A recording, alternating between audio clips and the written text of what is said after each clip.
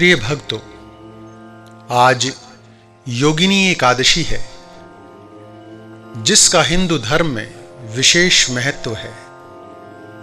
यह उपवास करने से आपकी सभी मनोकामनाएं पूर्ण होती हैं। इस व्रत में भगवान विष्णु के साथ देवी लक्ष्मी जी की पूजा भी की जाती है। ऐसे में धन की देवी का भी आपको आशीर्वाद मिलता है। इस दिन सच्चे मन से भगवान विष्णु जी की पूजा करने से सारी मनोकामनाएं पूर्ण होती हैं। लेकिन एकादशी का व्रत तभी पूर्ण होता है जब आप इसकी कथा सुनते या पढ़ते हैं।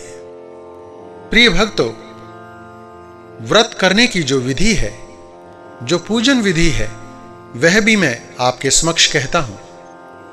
यह एकादशी आषाढ़ मास के कृष्ण पक्ष में मनाई जाती है।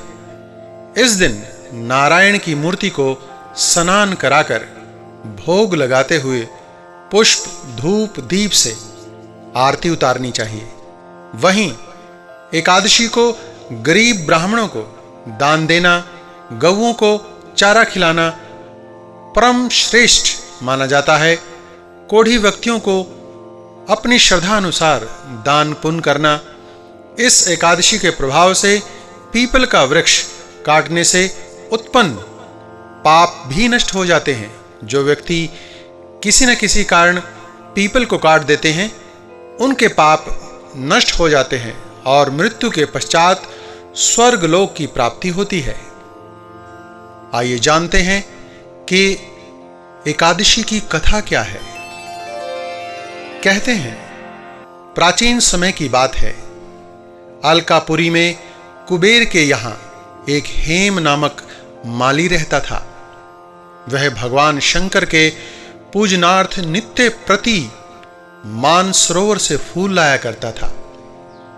एक दिन की बात है, वह कामोन्मत्त होकर अपनी स्त्री के साथ स्वच्छंद विहार करने के कारण फूल लाने में देर कर बैठा और देर से कुबेर के दरबार में पहुंचा, जिसके कारण कुबेर जी ने उसे क्रोधित होकर मृत्यु लोक में कोढ़ी बनने का श्राप दे दिया। जिसके बाद हेम धरती पर आ गिरा और जंगल जंगल भटकते हुए कौढ़ी रूप में वह मार्कंडेय ऋषि के पास पहुंचा। तब उन्होंने योगिनी एकादशी का व्रत रखने का नियम उनको बताया।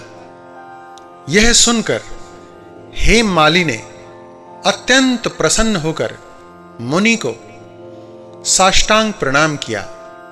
हेम माली ने मुनि के कथानुसार विधि पूर्वक योगिनी एकादशी का व्रत किया, जिसके प्रभाव से कोढ़ समाप्त हो गया तथा दिव्य शरीर वाला होकर स्वर्ग लोक को गया। ओम नमः भगवते वासुदेवाय वासुदेवाय वासुदेवाय।